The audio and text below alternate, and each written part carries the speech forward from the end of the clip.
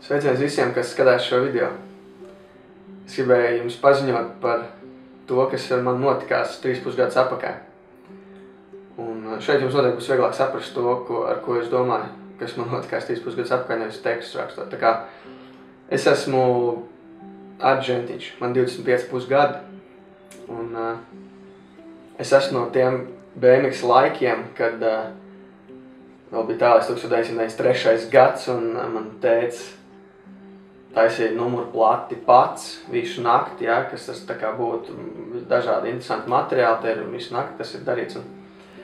Un joprojām šis numurs ir saglabājis, mans pirmais numurs sazinošs ar šo pasaules čempionātu numuru, kas bija 2008. gadā. BMX sāk 6 gadu vecumā, un man BMX karjera bija 16 gadus gara.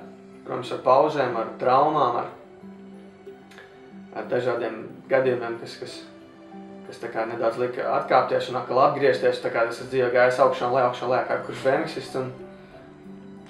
Un pēc 16 gadu karjeras es teviņā smagi nokritīju pirms iziešanas sacensību arēnā. Un tad man kāja izgāja no ierīnas ārā, kreisā kāja cels, izlauza cēli, tā varētu teikt. Un tas man šobrīd traucē dzīvot, lai sasniegtu tos mērķus, kurus es esmu sev izvirzījis, kā kurš cits cilvēks izvirza savus mērķus.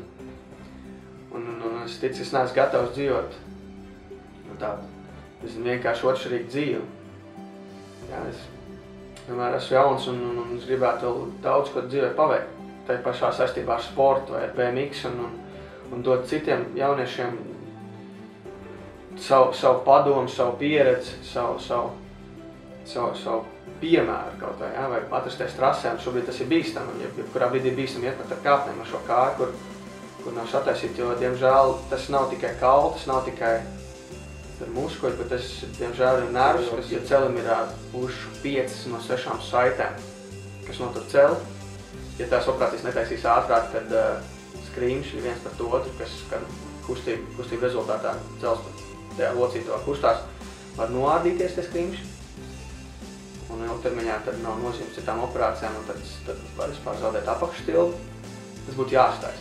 Un tad šīs pirmās 2 operācijas atkal ir tur mazliet kaulu laušana, mazliet korekcija un pēdas imobilizācija varētu nosaukt tā. Tas latīniskiem vārdiem nenosaukšams tagad. Jā, un es joprojām esmu gatavs izvirzīt augstus mērķus šajā dzīvē.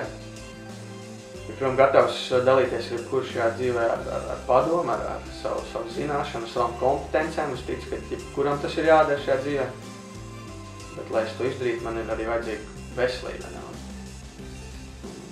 Ne tikai veselība runājot no kancels, veselība vajadzīga arī, lai es brauktu velospēdu, lai piedalītos kādā sporta sacensībā, teiksim, veselības skrējienā, ja, vai kā.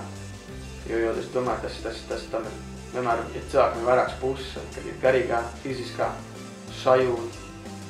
Tās tāds 3 svarīgākais, domāju. Lai optimāli skriet, peldēt, braukt ar velospēdu, kāpt pa kāpnēm, dzīvot veselīgi kopā ar jums pāriem, man ir vajadzīgi apmēram 6,500 latu līdz martam 2013. gadam kopsumā. Un ja tu jūties kā ģimenes loceklis šajā pasaulē, tad es aicinu tev palīdzēt man. Paldies!